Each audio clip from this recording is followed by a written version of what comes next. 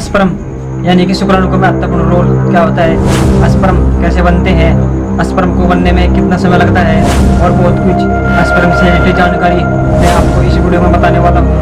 कुछ मिनट अगर आप इस वीडियो को देखोगे तो आप अपने स्पर्म के बारे में सारी जानकारी प्राप्त कर लोगे।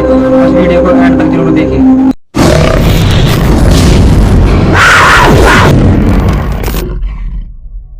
शुक्राणु का महत्वपूर्ण रोल होता है। शुक्राणु कोशिकाएं शुक्राणु जनन के रूप में जाने वाली प्रक्रिया के दौरान बनती है, जो एमनियोटस सरीसृप और स्तनधारी में वसरण नलिका वसरण में होती है।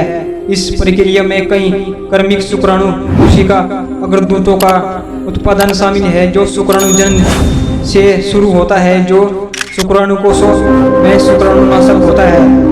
शुक्राणु बनने में कितना समय लगता है? एक शुक्राणु के निर्माण में 2 से 5 महीने तक का समय लगता है।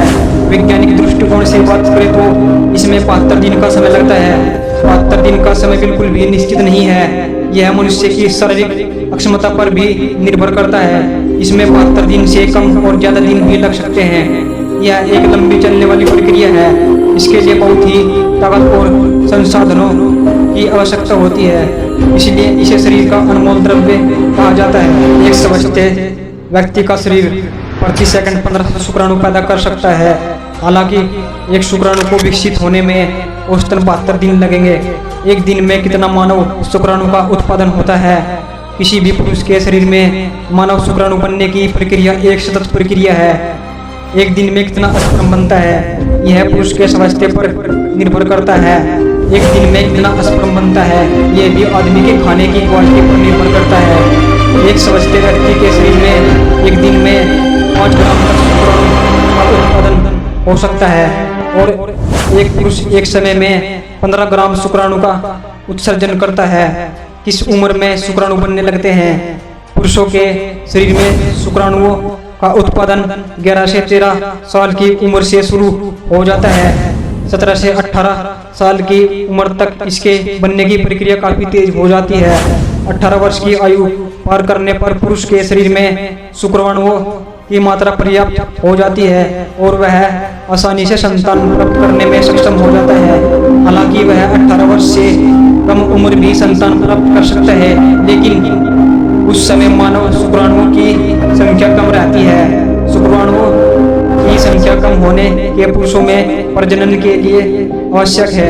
इसके बिना संतान की उत्पत्ति संभव नहीं है।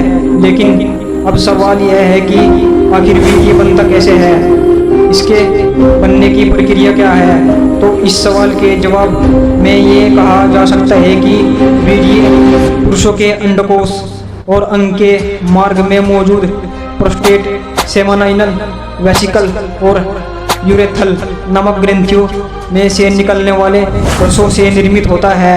वीर्य में तकरीबन 60% सेमाइनल वेसिकल, 30% प्रोस्टेट ग्रंथि का रिसाव होता है और केवल 10% अंडकोश में बने शुक्राणुओं यानी वीर्य की मौजूदगी होती है।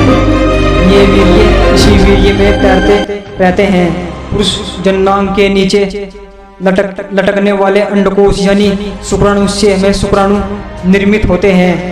इसका कारण यह है कि शुक्राणु बनने के लिए शरीर से कुछ कम तक तापमान की आवश्यकता होती है। उम्र में वीर्य बनना शुरू होता है। अब तक आपने ये तो समझ ही लिया होगा कि शुक्राणु कैसे बनते हैं। अब हम आपको ये बताने जा रहे हैं कि किशोर अवस्था एक शुक्राशय में शुक्राणुओं का निर्माण शुरू नहीं होता है। इसकी शुरुआत लगभग 11 से 13 साल के बीच ही होती है और 17 से 18 साल तक इसकी प्रक्रिया में तेजी आ जाती है।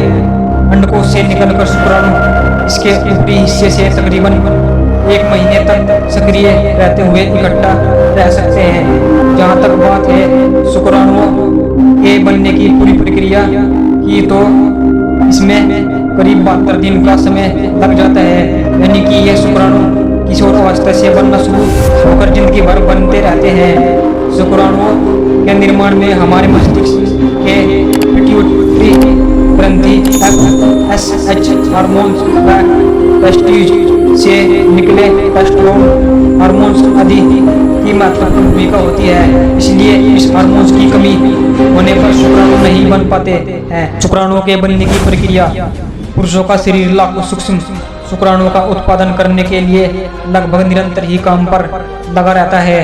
स्पष्ट है कि हर शुक्राणु का एकमात्र उद्देश्य डिंब की ओर तैरकर आना और उसमें मिल जाना होता है। यदि शुक्राणुओं के बनने की शुरुआत से अंत तक का समय देखें तो एक नई शुक्राणु कोशिका के निर्मित होने में करीब 2 से 3 महीने का समय लगता है।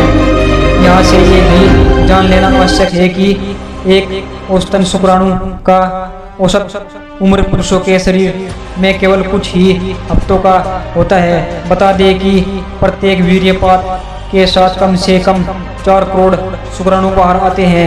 महिलाओं में ओव्यूलेशन को नियंत्रित करने वाले हार्मोन ही पुरुषों में वीर्य बनता कैसे है निर्माण की प्रक्रिया को उत्तेजित करते हैं। पुरुषों में शुक्राणुओं के उत्पादन के लिए टेस्टोस्टेरोन हार्मोन ही जिम्मेदार होता है। शुक्राणुओं का उत्पादन की शुरुआत वीर्यकोश में ही प्रारंभ होता है।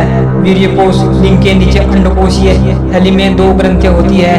वीर्यकोश शरीर के बाहर लटके होते हैं क्योंकि यह तापमान के प्रति काफी संवेदनशील होते हैं। कुशलतापूर्वक समझते शुक्राणुओं के उत्पादन के लिए इनका 34 डिग्री सेल्सियस के तापमान में रहना जरूरी है। यह शरीर के सामान्य तापमान से करीब 4 डिग्री अधिक ठंडा होता है। वीर्य की भूमिका। शुक्राणु के निर्मित हो जाने के बाद यह दोनों वीर्य कोशों के अधिवर्षण में इकट्ठा हो जाता है। आपको बता दें कि अधिवर्षण एक 6 मीटर लंबी लच्छेदार नालिका होती है। वीर्य के निकलने से ठीक पहले शुक्राणु की तरफ आकर वीर्य में मिल जाते हैं। हालांकि वीर्य में शुक्राणुओं की संख्या लाखों में होती है, लेकिन प्रत्येक वीर्यपात में केवल एक शुक्राणु ही हर अंडे को निषेचित कर सकता है। शुक्राणु की भूमिका। आपके शिशु के लिंग निर्धारण की निर्भरता इस बात पर होता है कि आपका कौन सा शुक्राणु पहले डिंब से मिलता है। वाई गुणसूत्र वाले शुक्राणु से बेटे का जन्म होता है और एक्स गुणसूत्र वाले शुक्राणु से बेटी का जन्म होता है।